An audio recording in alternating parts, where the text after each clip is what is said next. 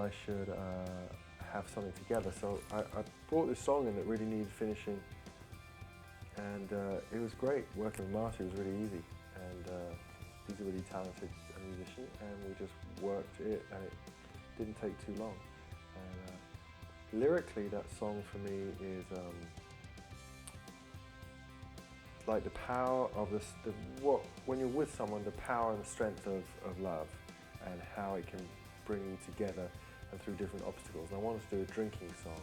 I like those songs like Maudlin, and in London, where I grew up, you know, you have pubs on every corner, so it's perfect. You can drown your sorrows away, and you can just get really nice cold beer to drown your sorrows with, you know. And I also, another thing is I always wanted songs to be played in pubs, which is a weird thing. And you know, rock music doesn't get played so much in pubs, so I wanted to do a universal song about drinking, I think. You know, drinking as medicinally, to make yourself feel better. So that was the song that I came up with for that process. And the recording of Love Remains the Same. I always believe that things like writing and recording, it's not painful whatsoever. What's difficult and painful and slow is the time in between that process, you know. And you know, I don't think that song took too long to write, but it takes you a while to get to that point. And then there's this almost like an outpouring at that time. And the same thing with recording. I mean, the band that I made this record with, we did 5 days. I think recorded 18 songs in the 5 days. And we rehearsed for 3 days, then we just recorded for 5 days with a full band. And just powered through them, you know. And that's what gave the record, I think, a kind of cohesion, because playing all the songs together and with the same people just gave it that feel, and it was a great experience, really. I always wanted to make a record like that, where you start off with a core band and then you bring in different musicians later on to sort of play across it, whatever, and then you sit there when you're mixing and sift through who you like and who you want to stay in the mix. 1, 2, 3, 4, 1.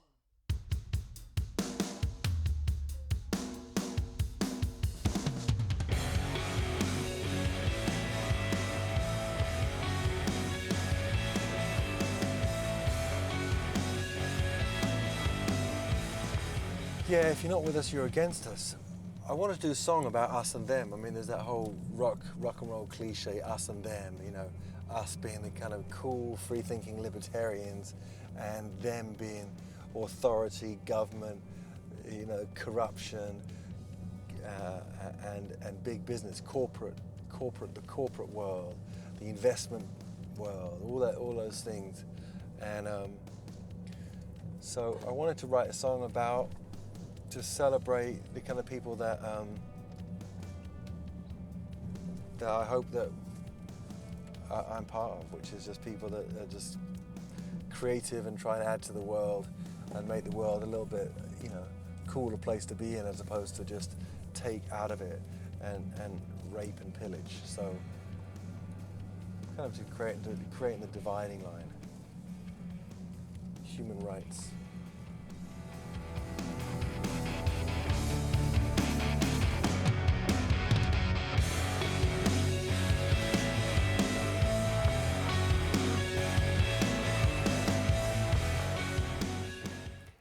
Future World, what I like about that song for me is it probably encompasses the aesthetic of the whole record. What you get is a song that can fit in the center that reaches out to either end of the record. And we live in this future world. We live in a world of such technological advances and such speed that sometimes, you know, it's hard to know what to hold on to. And clearly what you can hold on to is people and real life. And so this is a sort of I don't know, it's kind of got everything that I like.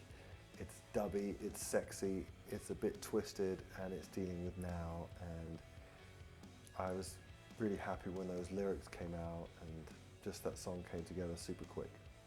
And I love working with Dave Stewart. He's really very talented, and he's a real visionary. He's a great facilitator.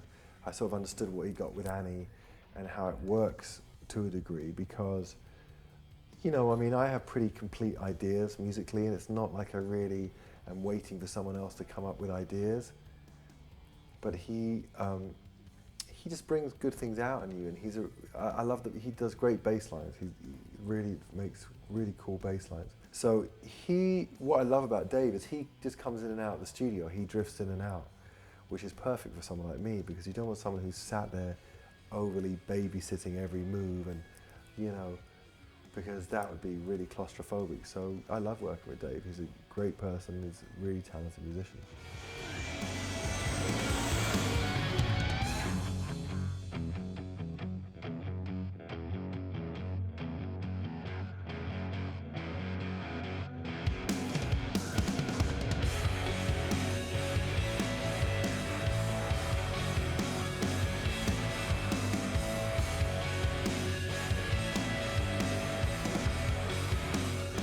Well, you know, I used to live on the east side of LA, and when we moved to the west side, moved up into the hills. So when I was ever be driving up here, I'd always be thinking about Bob Seger and that wicked Hollywood Nights track.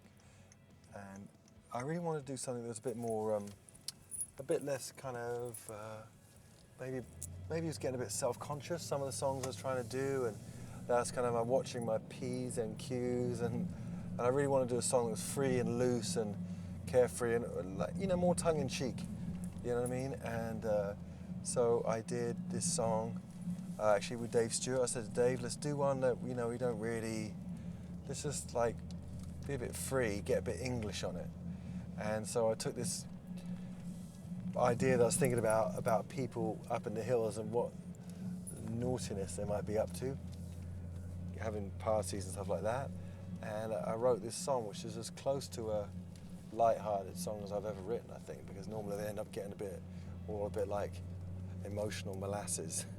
And this was like totally free and just blah, blah, blah, blah, and all the crap that people talk when they're like wasted and out there, and people trying to make their way in this, you know, cool but potentially hostile environment of LA. You know what I mean? It's a bumpy world. It's a bumpy ride. And thing is, what I like to do is I like to have a lot of the lyrics already. So I'll write the lyrics in one go, to sit there and write words, and you know, this one came out pretty quick, actually. And yeah, they all, I mean, like some days, whatever you do, right, sometimes I could write, perfectly capable of writing not a very good song, but they're always quite quick. I mean, especially if you have to really labor over them. So I think it's really about, sometimes it takes a little longer to get to that point of having the songs come out. But I think when you're in there and you're rolling, I mean, all the stuff I did, all the collaborative stuff was over in a couple of hours, because I just felt so awkward about it and wanted to leave. I don't like being there, you know.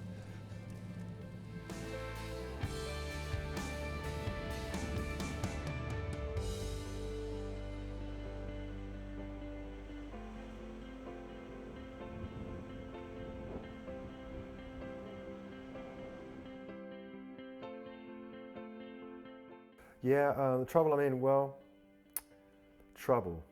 That's a good, I think men are attracted and are connected to trouble because they're not as smart as women. So whatever trouble the girls get into, they're better at hiding it, I think.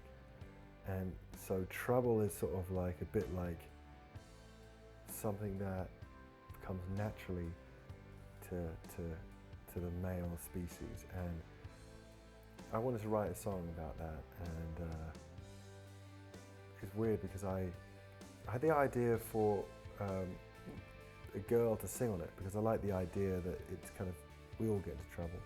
And so I asked Shirley Manson from Garbage to come and sing on it. And I thought it'd be really cool to ask her. We have the same A&R man, so I thought it's much more professional just to ask her. And I know her personally, you know, we know her, we're good friends with her. So it was better to ask Jack to ask her. And she, yeah, she turned me down. She said no. And I was like, totally floored by that. I was like, you're kidding me, and so I wrote this email again. I go, well, I get it, because she's writing and doing her first solo record as well, so she's totally busy and, engulfed in that, whatever. But I wrote back to saying, well, it wasn't a creative pressure, because I kind of knew what I was going to suggest you do, and I think you'd be really fantastic on it. And I wrote the lyrics of the second verse I wanted to sing on, and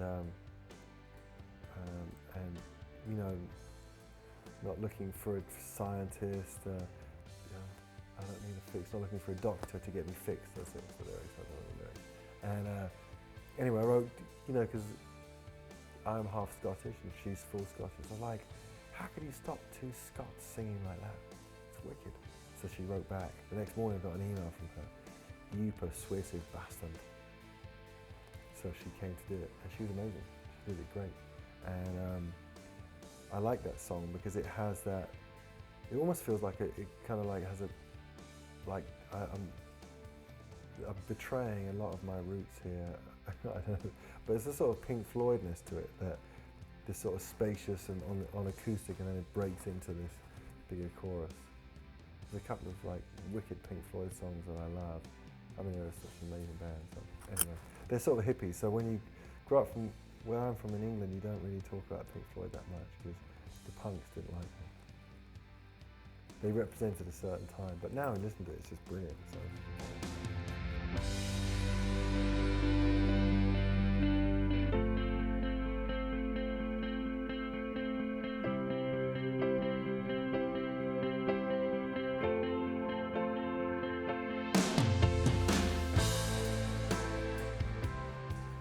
Beauty and the Beast. I wanted to write an urban song, a song about that smelt of the city, a song about Soho, about London, and about walking around late at night and kebab shops and chip shops that are open, and after nightclubs, you go and you get Chinese food at 4 a.m. and that kind of life, and wistful thinking about someone that you've lost or someone you've gained, thinking about someone, and having basically it's going from a really kind of fun, superficial moment, not superficial badly, but like having a laugh and having a good time as you should, and then it draws you in. And so the beauty in the Beast is the kind of street life, London for me could be Sao Paulo for someone else listening to it. For me, it's about London, and I like it because it's not relying on guitars, and it's quite open, and I don't know. So maybe it's a post-club chill-out song. I don't know.